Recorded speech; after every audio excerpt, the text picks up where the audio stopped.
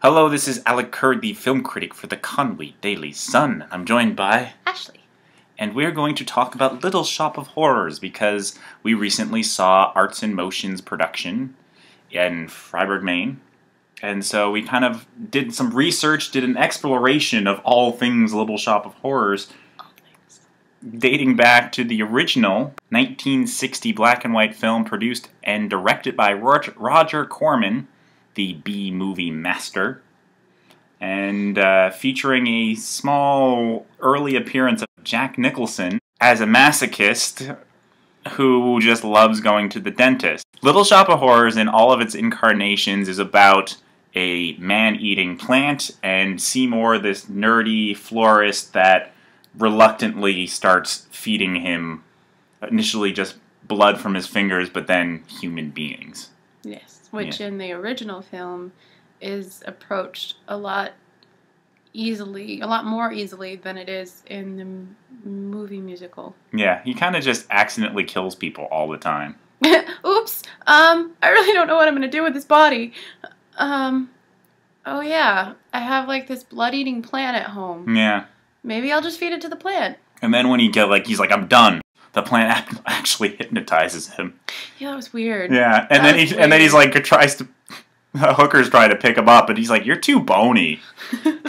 Oh yeah, I'll go home to your master. No, master wouldn't like you. You're too thin. Fine then. Doesn't he take her anywhere? Yeah, because he winds up accidentally hitting her with a rock or something. Yeah, and that just magically kills people. Yeah, boom. And there were some other characters in the original that didn't transition into the musical, and then the movie musical.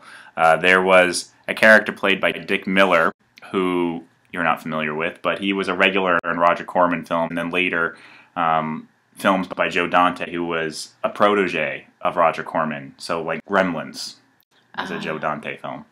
Okay. And he was the guy that ate plants, ate flowers. He would just go into the flower shop, order a bunch of flowers, then just pour some salt on them and start eating them. They replaced that with the guy who was like, "What is that mysterious plant in the window?" And I like the plant-eating guy better. I think that would have done well in the movie. I missed that. I missed that character. And I also missed the hypochondriac mother. Yes.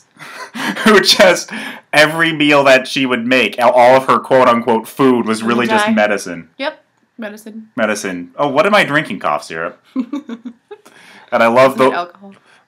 And I love the warning on the bottle. If hit by a truck, see a physician.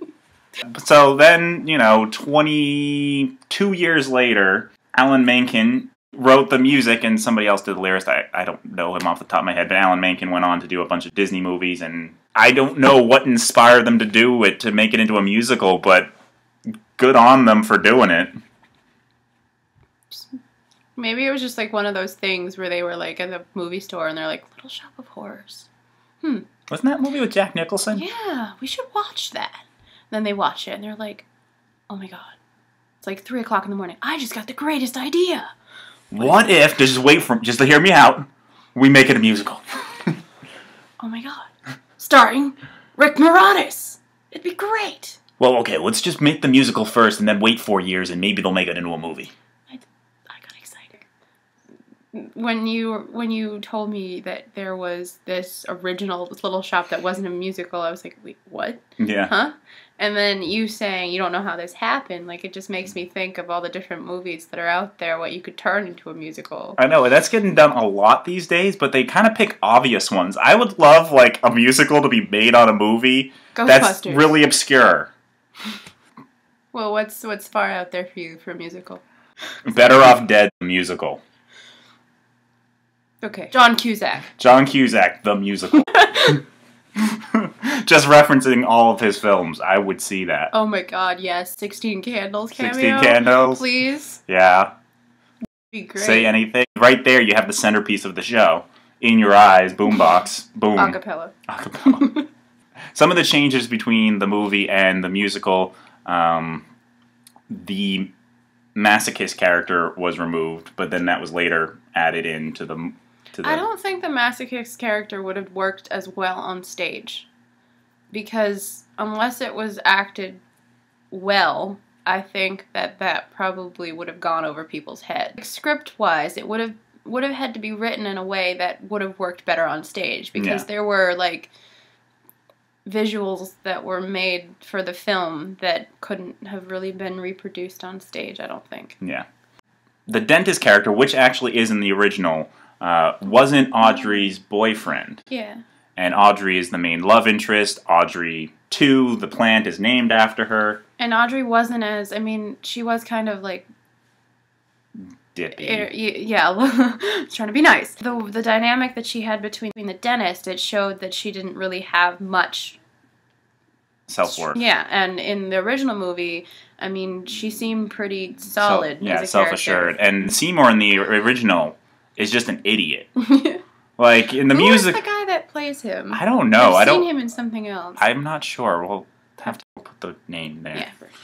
Mushnick in the original is more aware of what's happening and kind of is okay with the fact that Audrey Jr., which was... It's helping business. It's helping business. In the movie musical, they kind of addressed that even in the play, like the stage musical, they sort of, like, because they go through this Mushnick and Sung, they cut from the movie musical. Right. And he does sort of show that he realizes that Seymour's been feeding people to the plant, but, I mean, he threatens jail. Right. And in the original movie, he's just like, I won't tell Seymour I know. I actually, having seen the stage version, because I hadn't seen the stage version, I think that the film drastically improves the second half of the show. The second act of the musical is painfully dull and messy and only has one memorable song, Suddenly Seymour. Yeah. And the film cuts a lot of extraneous songs out of it and adds this fantastic number, Big Green Mother from Outer Space. Yeah. Which is a real showstopper, and I almost think, like, people that do the musical now should just retroactively put it in. I don't know if there would be any copyright issues or anything that because I know when you do a play, you have to obtain the rights to it. Right. So I don't know if some plays, some companies have strict guidelines that you can't do anything different to this show. If you cut a scene, you have to ask permission or something. Right. So I don't know if they could add it as easily without it being an issue. But maybe they should just release a revised version of it that incorporates it. Yeah. And just sell those rights. I mean, Menken's still alive, isn't he? Yeah. And he wrote that song specifically for the film, so it's not like they brought an outside writer to do it. Wait, he collaborated with the film even though he wrote the music? Yeah. Oh. Then what's your problem? Why did you take that out, Menken? That doesn't make sense. Well, I'm saying it wasn't... He wrote it specifically for the film. I know. Why doesn't he just, like, put it into the script? Exactly. Bill Murray is the new masochist, and he's very funny. He's hilarious. There are lots of big cameos in it. Even just, like, Christopher Guest as the first customer. Who I didn't realize. Yeah. Or John Candy as the radio show host. Mm-hmm. And James Belushi, one of the people that's trying to... Come sign this contract. Yeah, just sign this contract. And that and the musical, the stage musical... That's a really dull scene. There was like 5 different people, and all those people get condensed into one character, the James Belushi character in the movie. Which it's less chaotic. And it was redundant. I mean, each character essentially had the same dialogue, so it's why do you... I mean, I guess the point was to say, oh, look at all these offers he's getting. But it didn't... And maybe it was the production we saw. Maybe if it happened a lot faster and he was just being bombarded and you had overlapping dialogue. Yeah, it might have shown how, like, insane he was. The second act just... every memorable scene I remember from the staged version was memorable in the first half. And the second half was... I mean, I'd never seen... the staged version. I'd never seen the end where they all just come out of the plant and dressed like plant things, and I was just like, okay. And then when which was a nod to the original film. Right, and then when we saw the original film, I was like, oh, that makes sense. Yeah. I like that.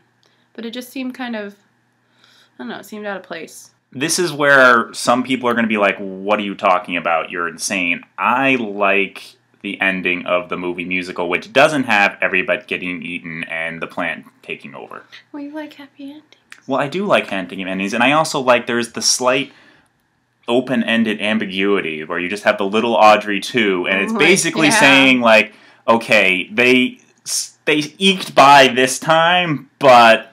And I mean, I think that in a way it shows that they're going to die anyway. Right. Because, obviously, I mean, if you get rid of one but there's another still there, then you haven't gotten rid of it. And the issue at hand is still at hand. Right. So, I just like the fact that, oh, finally we're at your dream house and we're going to live happily ever after. Not.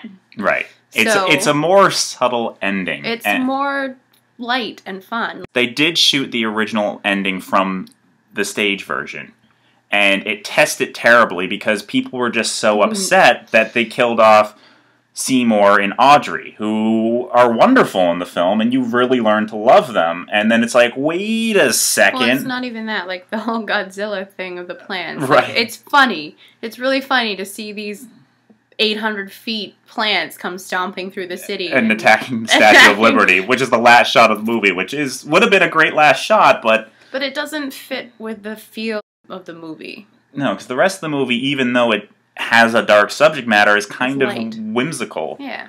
And the stage version, when Seymour dies, he's trying to be heroic. He's like, I'm gonna go in there, I'm gonna get you, and then you hear him go, oops, and the knife that he went in gets spit out, and it's played for a laugh. In the movie, it's pretty gruesome. Like, he's just slowly drawn into the mouth and just eaten, and you feel really bad about it. Just like, what just happened here? It lingers on his death, and you wind up feeling bad about it. The movie musical, just how vibrant it is and colorful it is, not necessarily even like staging colors and costume colors, but if you compare it to the original movie, it's just two totally different films, even though it's the exact same thing. So it's interesting, but I would have to say that the movie musical is my favorite. Yeah. Followed closely by Jack Nicholson, the original. So those are our thoughts on The Little Shop of Horrors in all of its many incarnations. So I'm Alec. This is Ashley. And keep watching.